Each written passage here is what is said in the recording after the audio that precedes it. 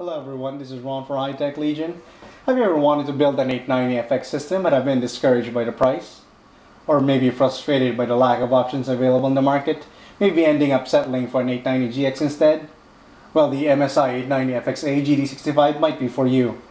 The lowest priced 890FX board currently available is BioStar's TA890FXE motherboard, and MSI has decided to match that low price of $149.99 with a release of the 890FXA-GD65. Boasting better specs, better design, and more features. That will be the basis of this review. We will compare both value-oriented enthusiast motherboards and see which one comes out on top. The 890FXA-GD65 is part of MSI's gaming series, and although not as feature-rich as the more expensive 890FXA-GD70, has a few unique and interesting features of its own. As you can see in the cover box, it features military-class components, which are standard for gaming series motherboards from MSI, and it supports the AMD Phenom 2X6 processors out of the box, and it has 890FX chipset, and also has the Southbridge 850 chipset, and it's compatible with Windows 7. And at the bottom, you can see it has unlocking features for if you have a dual-core processor, you want to unlock to up to quad-core or triple-core processor. It can be done through the BIOS, and of course SATA 6 and USB 3.0, a feature which is lacking in the BioStar motherboard.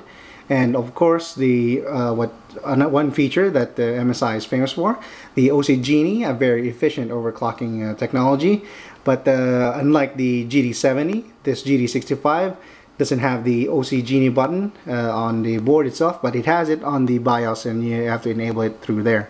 And the MSI 890FXA-GD65 mainboard comes with a standard 3-year warranty for USA, Canada, and Mexico. And for details of that warranty, just go to us.msi.com. And looking at the back of the box, there are more features which are looked at a little bit more in detail.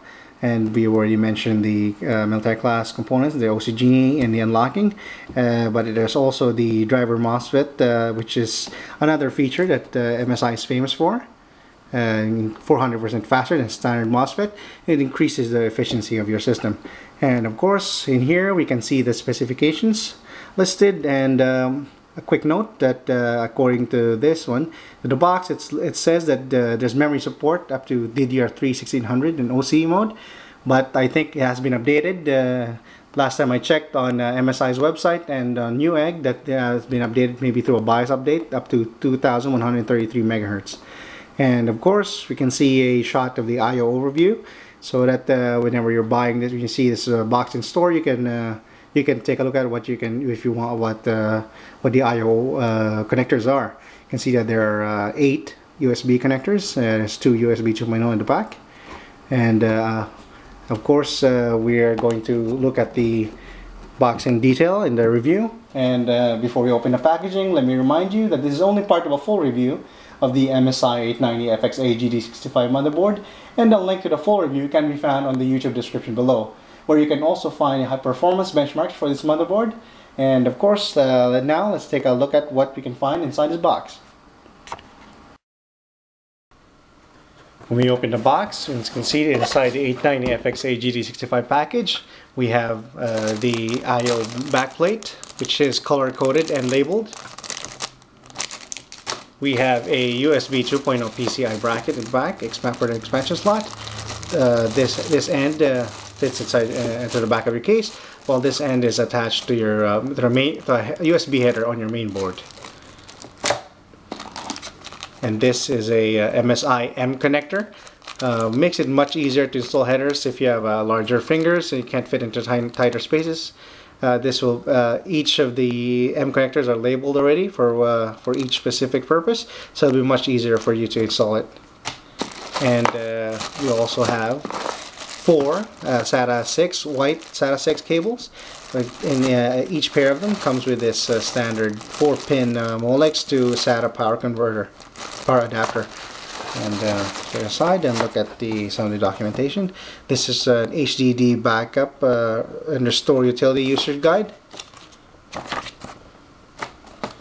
We have, of course, the software CD, which includes the drivers and utilities, and also it looks like it includes a copy of a security from Norton. And this is a quick installation guide, which is a fold-out sheet.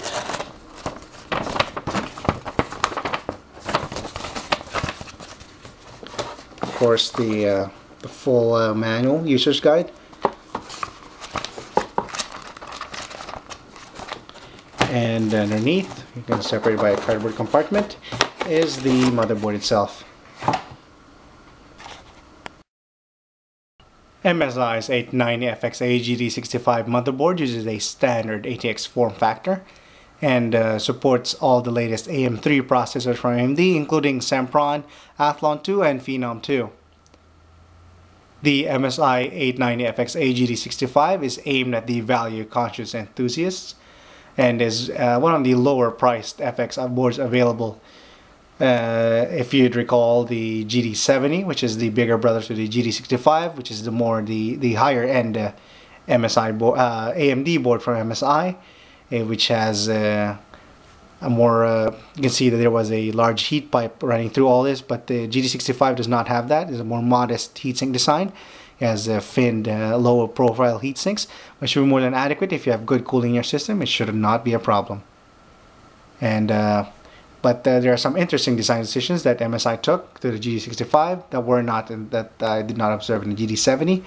This one has, for example, has 8+2 power phases, and there's also a 6-pin power connector for the PCI slots right there. But I did not notice that in the GD70. So this will be interesting to see how this board performs. But for now, we're going to look at the other things in detail. The Lotus socket AM3 right there has a 4-pin fan header right above it. And of course, we have the 4 DIMM slots in alternating channels, which supports dual channel DDR3 up to 1600 MHz when OC'd and up to 16 GB maximum. And if you look closely, there are a row of LEDs right above the DIMM slots, which are the which it will be active phase switching indicator when your system is powered on. And of course, we have the, more importantly, the 24-pin ATX power connector right beside the DIMM slots, and another fan header at the bottom, except this time it is a 3-pin fan header.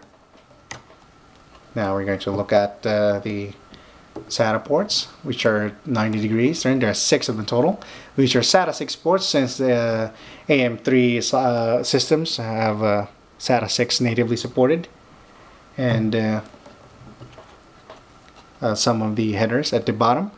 There's actually another 3-pin fan header right below the Sata port. And we have the, of course, USB 2.0 port, and then we're going to look at the audio, front panel audio right here at the back, which is very convenient. Instead of some motherboards would put it right above right behind one of the PCI slots, and it's annoying to route when you're with a cable, when you're connecting it to your case, and it's really much easier to manage your cables when it's down there. And we also have another fan header right there. Makes it 1, 2, 3, 4 fan headers so far, and there's another 3-pin fan header right there, right below the CPU, which makes it 1, 2, 3, 4, 5 total. And of course, we have what stands out the most. We have 2 blue PCIe ×16 slots for CrossFire, which is very convenient that there are 2 PCIe 1X in between them. So it will really help with the airflow when you're running 2 high-powered video cards. It will lower your temperature significantly compared to running 2 of them in SLI when they're just right below each other. So look at the rest. There are 1, 2, 3, 4 1X PCI slots, and there's also another PCI slot at the bottom. And of course the power connector mentioned earlier. And at the rear, of course, the USB 3.0 chip, NEC, and we're going to look at the rear panel connectors.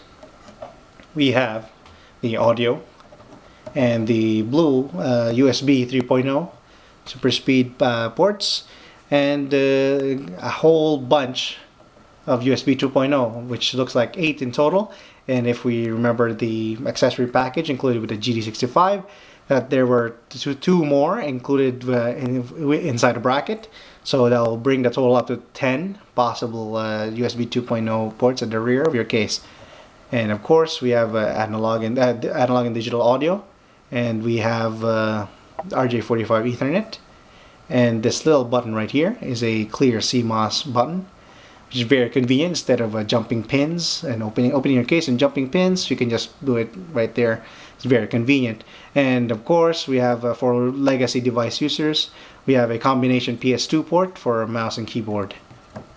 And on this side, we can see that there is an 8-pin power connector right beside the very large heatsink. Still has a plastic on it. Be sure to, before you use, there you go, to use the system to remove all plastic covering so that it doesn't melt and ruin your components. Okay, let's take a look at the back. There is a back plate there, and of course the serial number sticker. Make sure so that your warranty doesn't get voided, to make sure that the sticker stays intact. And of course we're going to, oh, this one I missed. There's an interesting note here. There's AM3 CPU, AM3 Plus CPU support. Since there are no AM3 Plus CPUs available yet, it should be interesting why that is there. As far as I know, I think there are some differences with the. There have been AMD hasn't announced yet what the AM3 Plus CPUs will be. There are some rumors, but I think we'll clear that up later with AMD if maybe through a BIOS, maybe some chips will be backwards compatible with this motherboard. So that's interesting. But right now we're going to load this up into our system and see what how this value-oriented enthusiast motherboard performs.